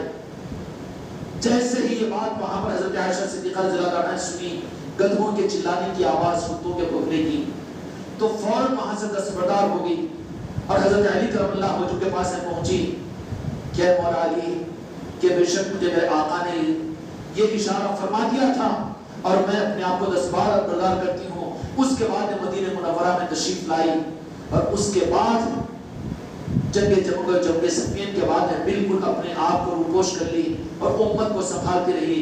آخر کار پھر اس کے بعد عشق مصطفیٰ میں سیدہ عائشہ صدیقہ رضی اللہ عنہا کا عالم یہ تھا کہ محدثین یہ فرماتے ہیں کہ مدینہ منورہ میں عصمتوں کی وجہ سے صحابہ کرام ام المومنین کو، اما جان کو اپنے گھر کی تقریبات میں دسترخوانوں پر بلایا کرتے تھے۔ شادیوں بیاہ کے اندر میں اگر کسی دسترخوان پر پہنچ جاتی، سیدہ عائشہ صدیقہ رضی اللہ عنہا کا جو قلبی عشق میرے آقا کے ساتھ میں، دو جہاں کے مالک کے ساتھ میں تھا، اللہ اللہ میرے دوستوں، میرے بھائیوں، دسترخوان کے اوپر اگر 2-3 سالن جمع ہو جاتے بہترین قسم کے، تو بعض موقعوں پر اما جان سیدہ عائشہ صدیقہ رضی اللہ عنہا اپنے ہاتھ مبارک سے روٹی کے لقمے کو توڑ کر سالن کو لگاتی اور فوراً وہیں پر لقمے کو روک کر سسکیاں مارنا شروع کر دیتی اور روتی اور وہاں پر دسترخوان پر سے اڑ جاتی۔ پوچھنے والے پوچھتے کہ اما جان کم از کم تناول فرما کر ہمارے دلوں کو سکون پہنچاؤ۔ اما جان کہتی کہ میں نہیں کھا سکتی، یہ لقمہ میری حلق کے نیچے نہیں جا سکتا، اس لیے کہ مجھے یاد ہے کہ میرے سر کے تاج دو جہاں کے مالک محمد رسول اللہ اس دنیا سے اس حالت میں تشریف لے گئے کہ آپ کے دسترخوان پہ کبھی 2 سالن جمع نہیں ہوئے، میں کیسے کھاؤں، کیسی نعمتوں کو اپنے حلق کے نیچے اتاروں۔ آپ پہ کبھی مسکرانے میں بھی تعامل فرما دیتی. مدینہ منورہ میں حضرت عائشہ صدیقہ رضی اللہ عنہا کی زندگی کی یہ حالات پوری امت کو سنبھال رہے ہیں, دین کو سنبھال رہے ہیں. آخر کار 17 رمضان المبارک کو سیدہ عائشہ صدیقہ رضی اللہ عنہا عشاء کی نماز بھی پڑھی اور وتر کی نماز کے بعد میں پھر اپنے دنیا سے پردہ ہونے کا اعلان فرمایا اور حکم فرمایا کہ ہمارے کو دنیا سے جانے کا وقت ہے اور آج کی رات ہم جا رہے ہیں. رات ہی کے اندھیرے کے اندر میں ہماری تدفین کا انتظام کرنا. چنانچہ سیدہ عائشہ صدیقہ رضی اللہ عنہا اس دنیا سے پردہ ہو گئی. سلام اللہ علیہ رضی اللہ تعالی عنہ. حضرت عائشہ رضی اللہ عنہا کا جب اس دنیا سے پردہ ہوا, مدینے کے اندر میں جب اعلان ہوا تو مومنین, امہات المومنین کی اس خبر کو سن کر پورے مدینے کے اندر میں ایک کوہرام مچا اور مدینے کے اندر میں دل دھرنے کی جگہ باقی نہیں رہی. پورے صحابہ کرام رسول اللہ اجمعین کے اندر میں غم کا ایک سمندر امٹ پڑا اور تمام صحابہ کرام رسول اللہ اجمعین جمع ہوئے. اس سے پہلے مدینہ منورہ کے اندر کسی جنازے میں اتنا بڑا مجمع نہیں دیکھا گیا تھا. چنانچہ امہات المومنین میں حضرت عائشہ صدیقہ رضی اللہ عنہا کے جسم مبارک کو جنت البقیع کے اندر میں فرمایا. کیا فرمایا؟ وصیت فرمائی. کیا وصیت فرمائی؟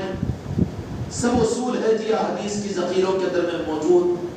اللہ کرے کہ وہ حق کا رخ امت کے سامنے لا دے اور ایسے حق کے سپاہیوں کو مولا علی دنیا میں ظاہر کرے جو قرآن و حدیث کے ان حقیقی رخوں کو امت کے سامنے رکھے. عائشہ صدیقہ رضی اللہ عنہا نے فرمایا کہ جب میرا پردہ ہو جائے تو رات کے اندھیرے میں مجھے پنجتن پاک سیدہ فاطمہ الزہرا سلام اللہ علیہ مولا حسن علیہ السلام کے قریب میں میری قبر مبارک بنا دینا, وہاں پر مجھے رکھ دینا. اگر اماں جان کو عناد علی اگر ہوتا اور پنجتن پاک سے نعوذ باللہ غیر ہوتا تو یہ وصیت کیوں فرماتی ہے اماں جان سیدہ عائشہ صدیقہ رضی اللہ عنہا؟ فرمایا کہ جنت البقیع میں مجھے کہاں رکھنا, اس کونے پر اس کونے پر نہیں بلکہ پنجتن پاک سید کائنات سیدہ فاطمہ الزہرا سلام اللہ علیہ کے پیروں کے قریب اور امام حسن علیہ السلام کے قریب وہیں پر میری بھی قبر کو بنا دینا. چنانچہ سیدہ عائشہ صدیقہ رضی اللہ عنہا کے آستان مبارک قبر مبارک کو وہاں پر بنایا گیا اور بنانے کے بعد باضابطہ اس کے اوپر قبہ بھی بنایا گیا تھا. آج سے 98 سال پہلے تک قبہ عائشہ صدیقہ موجود تھا. یہ تو نجدی حکومت کی نجدیت ہے. امت کے رخ کو بدلنے کے لیے یہودیوں کے اشاروں پر سارے نظام کو ختم کیے. ان ظالموں نے 1500 سالہ تاریخ کو دلیری کے ساتھ میں ایک لفظ بدلنے کو تیار ہو جاتے ہیں. کسی یہودی اور نصارہ کی جرات نہیں ہوتی. ان ظالموں نے ان کے کلیجے اور گردوں کا کیا کہنا ظالموں کا کہ جنت البقیع کے ان گنبدوں کے اوپر بلڈوزروں کو انہوں نے چلایا. سیدہ عائشہ صدیقہ رضی اللہ عنہا کے مزار مبارک کے بھی اوپر بنا ہوا تھا. اب کہتے ہیں کہ پکی مزارات نہ بناؤ, لیکن جس سے فیض ہونا ہوتا ہے ان کی مزارات بنوائی جاتی ہے. خدا کا نظام ہے. مسجد جنت البقیع کے اندر میں آپ وہ یوٹیوبوں کو سب نکال کر دیکھ لو. 97-98 سال پہلے کہ اگر جنت البقیع کا نظارہ دیکھ لیں گے تو کئی عقبے آپ کو نظر آئیں گے. لیکن ان لوگوں نے نسبتوں کے نظام کو ختم کرنے کے لیے انہوں نے کیا کیا؟ تم کیا کر رہے ہو کہ اس سال اس حرم مبارک میں 1500 سال سے جو 20 رکعت کی تراویح چل رہی تھی, ایک حکم دے کر 20 رکعت کی تراویح کو 10 رکعت کر دیا. موقع مل جاتا اور کیا نہیں کریں گے, لیکن موقع ملتا ہے. حق غالب ہو کر رہے گا ہے. جب بارشانی ہوتی ہے تو ٹھنڈی ہوا چلتی ہے. حق کو دنیا میں خدا ظاہر کرے گا. آل علی کا نظام دنیا میں ظاہر ہو کر رہے گا. یہی تو پھر مخالفت کے اندر اتنے آگے بڑھے ہیں. یہ نتیجہ یہ نکلا کہ حضرت عائشہ رضی اللہ عنہا کی وہاں پر تدفین ہوئی. میرے بھائیوں مبارک ہو آپ حضرات کو اماں جان کی یاد کرنے کا موقع اماں جان نے مجھ کو آپ کو عطا کیا ہے. اپنی اولادوں کو یاد دلاؤ اور اپنی اولادوں کو اپنی نسلوں کو ان چوکھٹوں سے جوڑو کہ کہیں پر تو سیدہ عائشہ صدیقہ رضی اللہ عنہا کی نسبت ہو, کہیں سیدہ فاطمہ الزہرا کی ہو. میرے دوستو اس خانقاہ محمدی کے اندر میں میرے غریب نواز کا کرم ہے کہ یہ نظام عطا کیے جاتے ہیں. اس لیے میرے دوستو سیدہ عائشہ صدیقہ رضی اللہ عنہا کی اس محفل کے اندر میں آنے والی میری بیٹیاں, یہ واٹس ایپ کے ذریعے سے ساری مریدان کے پاس کوئی مجلس پہنچے گی. اچھی طرح سے سمجھ لینا کہ راہ طریقت کی ذمہ داریوں کو پورا کرنے کے لیے میری مریدان بھی اپنی ذمہ داری کو سمجھے اور محسوس کریں. یہ نہیں ہے کہ صرف تم بنڈی کے بیل بن کر رہو، بلکہ تمہاری ذمہ داری بھی ہے تم اپنی زندگی کا آئیڈیا اور نمونہ سید ہے فاطمہ الزہرا رضی اللہ عنہا کو جہاں پر پڑھا رہے ہوں وہیں پر سیدہ عائشہ صدیقہ رضی اللہ عنہا کو بھی بنائیں۔ اس کا نظام انشاءاللہ اس خانقاہ محمدی کے ذریعے سے آج ہم کو ایک گفٹ ملا ہے، اس معاملے کے اندر کوئی نظام طے کر کے ہمارے مریدان کو بھی ہم دیں گے۔ اس خانقاہ محمدی کے تحت میں کیا دیں گے؟ دیں گے اماں جان کے اس نظام کی ترویج کے لیے امت کو سنبھالنا ہے، امت کو حق تک پہنچانا ہے، تو صرف یہ تمہارے خانقاہوں کی مردوں کی مجالس ہے اور صرف یہ بڑی بڑی محفلیں تربیتوں کی محفلوں کا ہو جانا، پیری مریدی کے نظام کا چل جانا یہ کافی نہیں ہے، بلکہ میری بیٹیاں اور میری مریدان اس بات کے لیے تیار ہو کہ ہم بھی سیدہ عائشہ صدیقہ رضی اللہ عنہا کے عصبے کو سامنے رکھ کر اپنے گھروں کی چوکھٹوں سے حق کو دنیا میں ظاہر کریں گے نا انشاءاللہ، لیکن شریعت کی پوری رعایت کے ساتھ، پردے کی پوری رعایت کے ساتھ۔ ماشاءاللہ عادل آباد کی خانقاہ میں تو مسورات ہر اتوار کو یہاں پر آتی ہے اور دوسرے علاقوں کے اندر مسورات ان کی مرکزی مجلس جو ہوتی ہے وہ مرکزی مجلسوں کے اندر پہنچتی ہے، ٹھیک ہے پہنچیں، لیکن اپنی ذمہ داریوں کو، چونکہ ذمہ داریاں صرف مردوں کے اوپر نہیں ہے، عورتوں پر بھی ہے۔ اس کا مطلب یہ نہیں ہے کہ عورتوں کو ہم دستانے اور پیتابیں پہنا کر گلی گلی میں گھمائیں گے یا ایروپلینوں میں ٹرینوں میں گھمائیں گے، بالکل نہیں، بلکہ جتنا ہو سکے حق کو تمہارے گھر کی چوکھٹوں، تمہارے گھر کی خانقاہ محمدی سے تمہارے خاندانوں میں دینے کا ایک نظام آپ کو، آج تم کو یہ گفٹ ہم دے رہے ہیں، ٹھیک ہے بھائی، قبول ہے؟ اللہ تعالیٰ نے جن بچیوں کو صلاحیتیں عطا کی ہے، صلاحیتوں دینا ہے، مانگو پنجتر پاک کی چوکھٹوں سے، مانگو غریب نواز کی چوکھٹوں سے، وہ عطا کریں گے۔ عادل آباد کے اندر میں تو اتوار کے دن میں مسورات کی مجلس ہوتی ہے، یہاں پر پہنچتی ہیں، یہ پہنچے گی، لیکن اس کے علاوہ مسورات کی ایک محفل ہفتے میں کوئی ایک مقام کے اوپر ہوگی اور وہ محفل خود مسورات کیا کرے گی، مرد حضرات اس میں نہیں رہتے، اور وہ دن میں ہوا کرے گی۔ مثال کے طور پر جمعہ کا دن ہو، کوئی بھی دن ہو، جمعہ کے بعد میں ہو، مسورات اپنے محرموں کے ساتھ میں آ جائے اس مقام کے اوپر اور مسورات خود وہاں پر قرآن کی تلاوت بھی کرے، نعت شریف بھی پڑھے اور فیوز یزدانی کے ایک دو پیج اور صفحے پڑھے، کوئی ضروری اور اہم اس بات صاحب کی کوئی مجلس ہو تو وہ بیان بھی سنیں، اس کے بعد میں ذکر بھی کریں، اس کے بعد میں ترغیب بھی دیا کریں۔ اس طرح سے مسورات میں مسورات کے نظام کو شروع کروایا جائے گا آج سے۔ دوسرے مقامات کے اوپر جیسے نظام آباد ہے، منشیال ہے، لچھڑی پیٹ ہے، کاغذ نگر ہے، کلیڑا ہے، اسی طریقے سے اور دوسرے مقامات ہے، حیدرآباد ہے، نظام آباد ہے اور دوسرے مقامات جہاں جہاں پر خانقاہیں ہیں، لیکن وہاں پر جو کچھ بھی مسورات کی محفلوں کا نظام چلے گا وہ وہاں کے ذمہ دار خلیفاؤں کی نگرانی میں چلے گا، بغیر اجازت کسی کو مسورات کو اجازت نہیں ہوگی کہ وہ اپنے مرضی سے نظام کو طے کرے، بلکہ وہاں پر بھی اب وہاں کے نظام یہ چل رہے ہیں کہ مسورات کی مرکزی مجلس ہوتی ہے تو مرد حضرات بھی آ جاتے ہیں، مسورات بھی آ جاتی ہیں، مرد حضرات جو ذکر کرتے ہیں وہ کرتے ہیں، وہ بھی کرتے رہیں، لیکن اس کے علاوہ بھی ہفتے میں ایک مجلس صرف مسورات کی ہوا کرے گی تاکہ تمہارے گھروں کے اندر میں اماں جان سیدہ عائشہ صدیقہ رضی اللہ عنہا کے اس فیضان کا جو نظام تھا جو قیامت تک چلے گا کہ عورتوں کو دین سمجھائے، عورتیں دین کو سنبھالنے کے لیے سپاہی بنے، عورتیں حق کو آگے بڑھانے کے لیے میدان میں آئے۔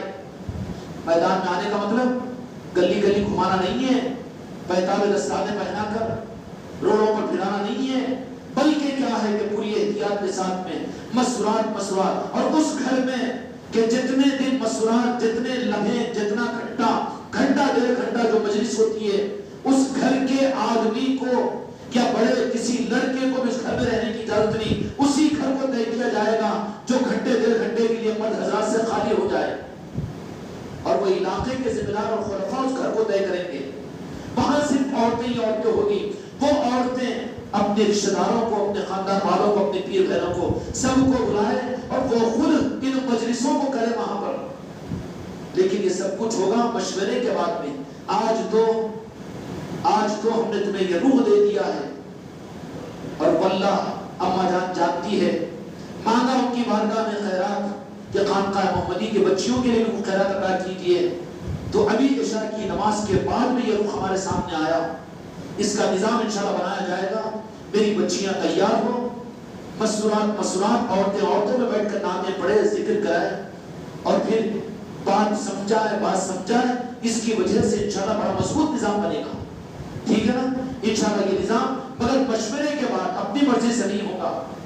اللہ تبارک و تعالیٰ مجھ کو اور آپ کو حق کے نظاموں کے آگے بڑھانے کے لیے ہماری ذاتوں کو، ہماری زندگیوں کو، ہمارے گھرانوں کو، ہمارے خاندانوں کو، ہمارے گھروں کو بھی اللہ تبارک و تعالیٰ قبول فرمائے، کہ جس کی وجہ سے دو جہاں کے مالک حضرت محمد مصطفیٰ صلی اللہ علیہ وسلم کی آنکھوں کی ٹھنڈک کا سامان بنے۔ اللہم صلی علی محمد وعلی آل محمد وبارک وسلم۔ صلاۃ و سلام علیک یا رسول اللہ، صلاۃ و سلام علیک یا حبیب اللہ۔ الہ العالمین، کائنات کے مالک رب العالمین، آپ کی بارگاہ میں آپ کی یاد اور آپ کے محبوب اور محبوبین کی آل رسول کی یاد کے لیے اور امہات المومنین کی یاد میں یہ غلام اور ناپیکار ہم سب یہاں پر بیٹھے ہوئے ہمارے بیٹھنے کو قبول فرما لیجیے، ان کے دروں کی خیرات ہمیں عطا فرما دیجیے۔ یا اللہ، دو جہاں کے مالک ہمارے آقا امہات المومنین سید عائشہ صدیقہ رضی اللہ عنہا کی محبت کا کوئی ذرہ ہم سب کے قلوب میں زندہ فرما دیجیے۔ یا اللہ، اماں جان کو ہم سے راضی فرما دیجیے۔ یا اللہ، جنہوں نے اپنی پوری زندگی ہمارے آقا کے لیے گزار دی، یا اللہ، آپ کی دنیا سے پردہ فرمانے کے بعد اپنے پر غم کے پہاڑوں کو ٹوٹ کر دین کو امت کو سنبھالا، ان کا شکر، ان کا حق ادا کرنے کی ہمیں اور پوری امت کو فکر کی توفیق عطا فرما۔ ہماری مسجدوں میں نظاموں کو قائم فرما، ہمارے مدارسوں میں نظاموں کو قائم فرما، ہماری خانقاہوں کے اندر میں نظاموں کو قائم فرما۔ جن کا حق ہے ان کا حق ادا کرنے کی توفیق عطا فرما۔ ہم اپنے ماں کا حق ادا کرنا سمجھتے ہیں، اپنی اولاد کا حق ادا کرنا سمجھتے ہیں، ہم ظالم ہیں کہ اپنی حقیقی ماؤں کا ہم نے حق ادا کرنے کی کوئی فکر نہیں کی۔ یا اللہ، پوری امت کو اس کی فکر کی توفیق عطا فرما۔ یا اللہ، ان کے نسبتوں کی محفلوں کو ہمارے گھروں میں قائم فرما، ان کی نسبتوں کی محفلوں کو ہماری مسجدوں میں قائم فرما۔ یا اللہ، ہم سب کو حق کے دین کے ساتھ میں چلنے کی، اے اللہ، دنیا کے اندر میں حق کو آگے بڑھانے کی توفیق اور ہمت عطا فرما۔ گمراہیت سے حفاظت فرما، نفسانیت سے حفاظت فرما، اولیانیت سے حفاظت فرما، نفاق سے حفاظت فرما، کفر و شرک سے حفاظت فرما، ظلمت اور اندھیروں سے ہم سب کی حفاظت فرما۔ ہمارے گھروں کو نور کے منبع و مینارہ بنانے کے فیصلے فرما، ہمارے گھروں سے حق و دنیا میں ظاہر ہونے کا ہمارے گھروں کو ذریعہ بنا۔ یا الہ العالمین، اس نظام کو قبولیت عطا فرما دے۔ یا اللہ، جنت پاک کی بارگاہ میں قبولیت عطا فرما۔ دو جہاں کے مالک حضرت محمد مصطفیٰ صلی اللہ علیہ وسلم کی بارگاہ میں قبولیت عطا فرما دے۔ ان اللہ و ملائکتہ یصلون علی النبی یا ایھا الذین آمنوا صلوا علیہ وسلموا تسلیما۔ اللهم صل علی محمد وعلی آل محمد وبارک وسلم۔ صلاۃ و سلام علیک یا رسول اللہ، صلاۃ و سلام علیک یا رسول اللہ۔ سبحان ربک رب العزۃ عما یصفون وسلام علی المرسلین والحمد للہ رب العالمین۔ بحق لا الہ الا اللہ محمد رسول اللہ، لا الہ الا اللہ محمد رسول اللہ، لا الہ الا اللہ محمد رسول اللہ صلی اللہ علیہ وسلم۔